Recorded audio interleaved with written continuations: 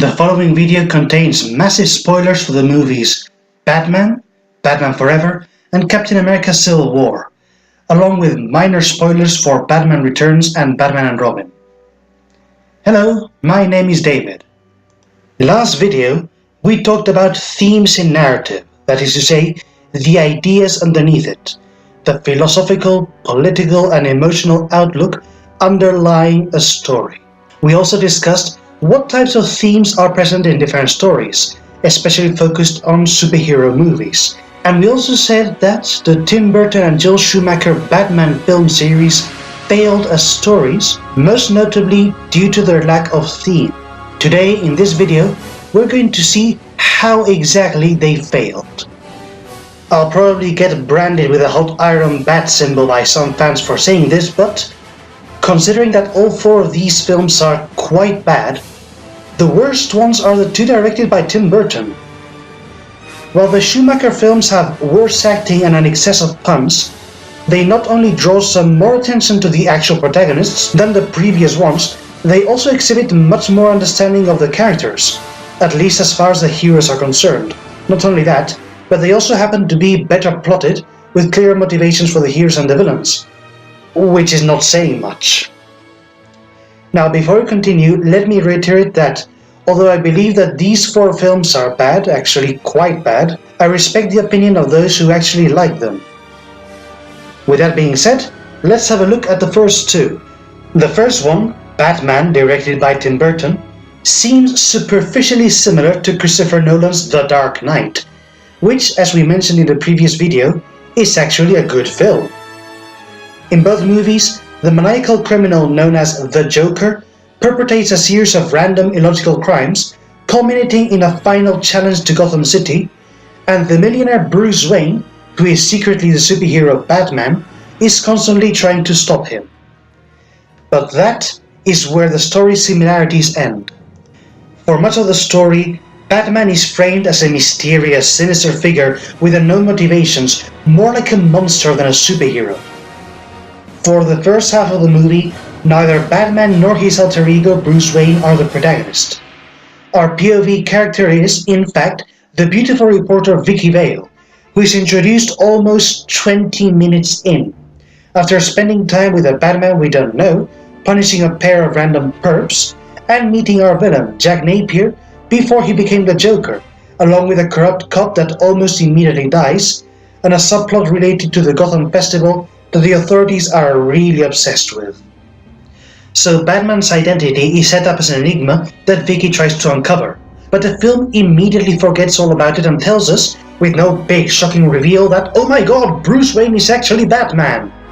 We spend time with the Joker going on a random senseless criminal spree, again, not unlike the much superior The Dark Knight, but we know all the time that he's a lunatic who believes his acts of mayhem to be an artistic statement.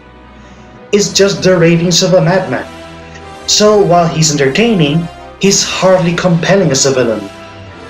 What's worse though, is that our supposed hero makes absolutely no choices of consequence in what's supposed to be his most iconic interpretation. We never see him arrive at a decision of becoming Batman. The origin story is left to inference, so we have no idea why this Batman does what he does. He has no discernible motivation or ideology. We do get a flashback to the night his parents were killed in front of him, but that's just there to clarify that it was the Joker's fault, which is the single worst alteration to an origin story you could hope for, mutating a character that's about overcoming personal tragedy into just another masked Avenger. Worse still, that revelation doesn't change his relationship with the Joker, since the hero was going to stop the villain's evil plans anyway. The one thing that could have made a difference, Bruce Wayne confessing to Vicky that he's Batman, is taken away from him by the Joker's interruption, and Vicky discovers it later anyway. Compare this to The Dark Knight, where Batman and his allies, Commissioner Gordon, Harvey Dent, and even the people of Gotham, are constantly thrown into situations where they must choose between the safety of others and their own. In summation, Tim Burton's Batman is a complete mess of a story. Nobody learns anything of worth, nobody grows, and life goes on. And this film presented itself as the definitive version of Batman. Yikes! The sequel, Batman Returns, is even worse. In fact, I posit that it's by far the worst in the series, perhaps even one of the worst superhero films I've ever seen. One could argue that there was a reason for the Joker to try to gas all of Gotham. After all, he considered his crimes to be art. But trying to follow the plot and the villain's plans in this one is almost as painful as trying to untangle Lex Luthor's scheme in Batman v Superman: Dawn of Justice. Motivations and intentions change after every other scene. With no rhyme or reason, it's narrative gibberish. And I know that this isn't really related to the discussion about themes, but I must add that not only is Batman Returns beyond nonsensical, poorly plotted, unscripted, and bizarrely acted, it's actually a really unpleasant movie to watch. Now don't get me wrong, I'm not against gore and sexual innuendo in films. Heck, some of my favorite movies include the gory monster masterpiece The Thing, and the sweaty, brawny, quasi-homoerotic action of 300. But Batman is an action hero from children's comics, TV and cartoons, and this film was initially marketed to children. This film is really messed up, and it was made for children, which makes it even more messed up. When children's characters like Batman are made more violent and sinister, there has to be a narrative or thematic purpose behind it, as was the case in the first two Batman films Christopher Nolan made, or in Frank Miller's The Dark Knight Returns comic. The only thing I know for sure is that I absolutely don't want to know Tim Burton's sexual preferences. Eesh. The last two films, directed by Joel Schumacher, are more frequently derided by fans because of their shift in tone, trading in the gothic gloom for neon colors and goofy playfulness, seeming more childish and toy-like, while at the same time, some of the dialogue is inappropriately sexual. And, while I agree that they are bad, they are generally better films. Stupid, but tonally more adequate to that stupidity. The fourth film, Batman and Robin, which honestly should have been called Batman, Batgirl and Robin, is frequently considered to be the worst, and indeed it's the only one in the series that was a commercial failure, and was heralded at the time as the death of the superhero film genre. However, I feel that it was mostly a matter of inertia, of almost 10 years of bad storytelling and awful characterizations that made people finally wake up and say no to these movies. In a way, this film was not only paying for its own sins, but for the sins of all the previous ones too. And while bad in its own right, this film does have some good stuff. Most notably, the interactions between the superheroes in their civilian identity and the dying butler Alfred. They are genuinely humane and warm, a quality very much lacking in Tim Burton's tenure of the series, and drive home the point that these guys are a family who must stick together and trust one another. That is really good stuff, buried under the pile of nonsense of the rest of the movie. The third one, Batman Forever, is actually the most interesting of the series. Apart from being the best plotted of the four, which again isn't saying much at all, this film does have a very interesting, even powerful theme, which it fails to convey. So what is this movie trying unsuccessfully to be about? No less than the futility of revenge. We have two villains motivated by their lust for vengeance, and two heroes, one also motivated by past grievances, while the other trying to talk him out of it. Let's see our participants. Harvey Dent, also known as Two-Face, used to be Gotham's district attorney until the day a gangster threw acid at his face. Batman intervened, but only managed to cover half of Harvey's visage before he was reached. With half of his face completely disfigured and utterly out of his mind, he has sworn revenge against Batman for what happened. He doesn't know that Batman is Bruce Wayne. Edward Nygma, who responds to the alias The Riddler, used to be an employee of Bruce Wayne who was fired for experimenting with dangerous and unethical mind control technologies. His greatest desire is to see Bruce Wayne crushed for rejecting his research. he doesn't know that Bruce Wayne is Batman. Our two villains team up to destroy each other's enemy, but they are clearly a pair of maniacs, wrecks, mere shadows of the men they used to be. Keep that in mind, it'll be important later. The millionaire Bruce Wayne is secretly the superhero Batman, the masked protector of Gotham City. Some years ago, he killed the Joker, the man who murdered his parents when he was a child, and now he's meeting with Chase Meridian, an absurdly sexy psychologist. He's aware that he's no longer interested in revenge as he used to be in the past, but instead he wants to protect the citizens of Gotham from harm. This version of Batman is the mentally healthiest of the entire series, since he's capable of progressing beyond his self-centeredness and personal trauma.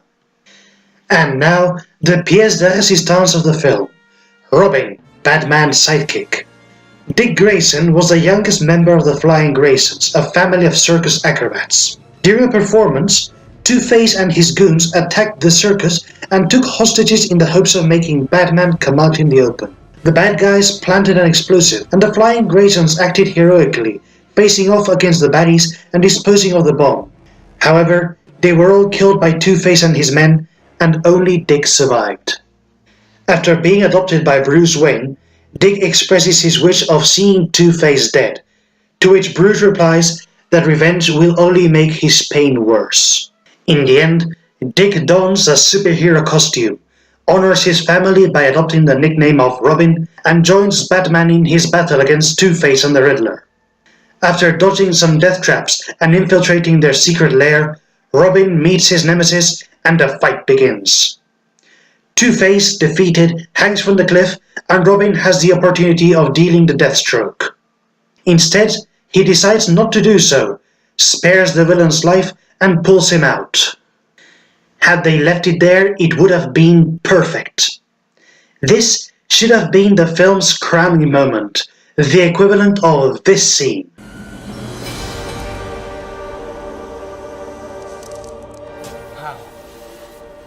He is the one.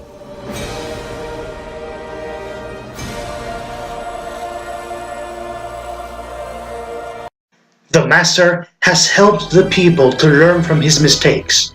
The student has grown beyond his need for personal satisfaction, and evil has been vanquished. Hooray! But the film doesn't end there.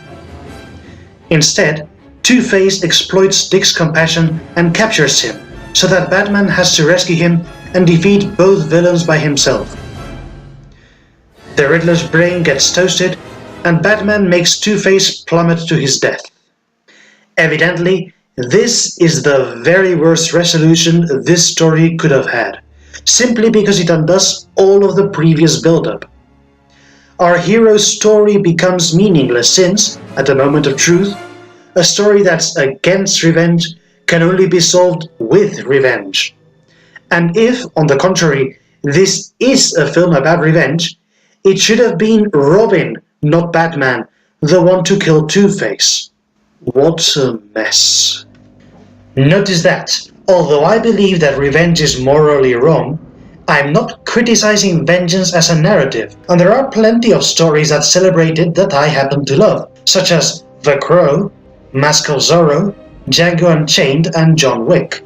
What I am criticizing is that this film doesn't seem to have a clear position regarding this theme. Moreover, and this is more related to the first film, people who think that Batman is a character motivated by revenge don't understand Batman. In the vast majority of versions of the character, the death of Bruce Wayne's parents at the hands of a regular crook called Joe Chill was a tragedy that pushed him to desire revenge, but not only did he never fulfill it, he eventually figured out that it was a worthless endeavor, and that his loss should push him to help others and prevent similar tragedies for other people. The funny thing about Robin's fumbled story is that there's a modern superhero movie with the exact same character arc, but properly realized. I'm talking about Captain America Civil War, the film that introduced the film version of Black Panther, the hypertech African warrior prince. The similarities between Robin and Black Panther stories are striking to say the least. Massive spoilers ahead, so stop watching if you haven't seen this movie, which you should. So in this film, we have a villain, a man called Helmut Zemo, who wants to destroy the Avengers, the superhero team of this film series, as retaliation for the death of his family as collateral damage from one of their previous battles, the Battle of Sokovia in The Avengers Age of Ultron.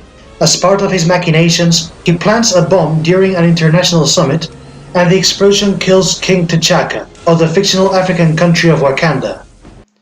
He too is collateral damage.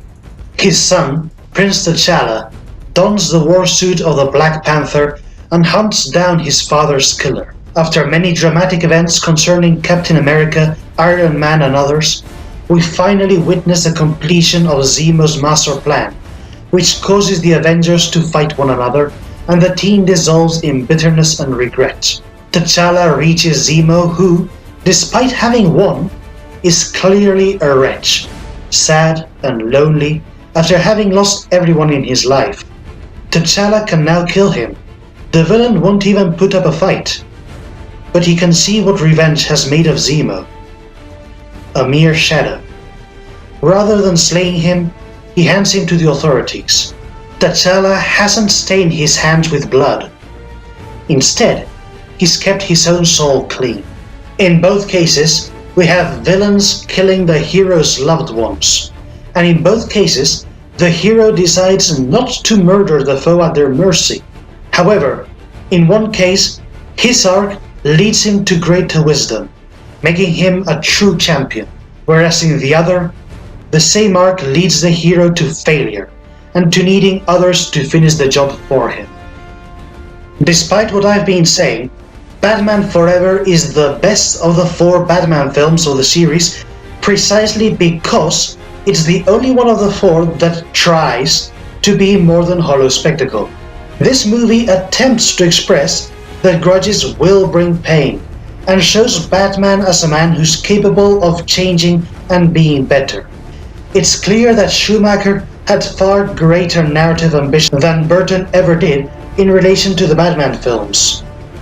It's just a pity they were all marred by priorities unrelated to good storytelling.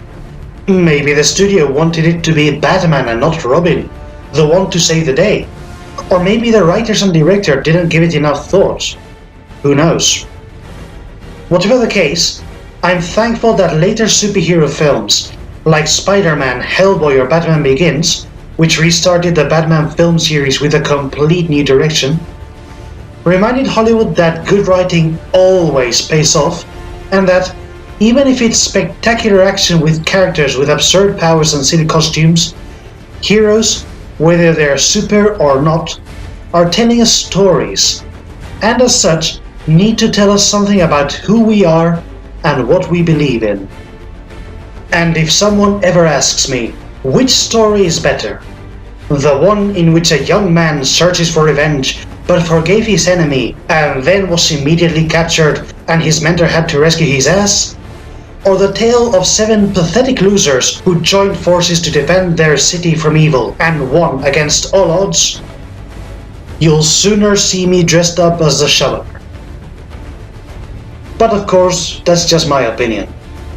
Thank you for watching.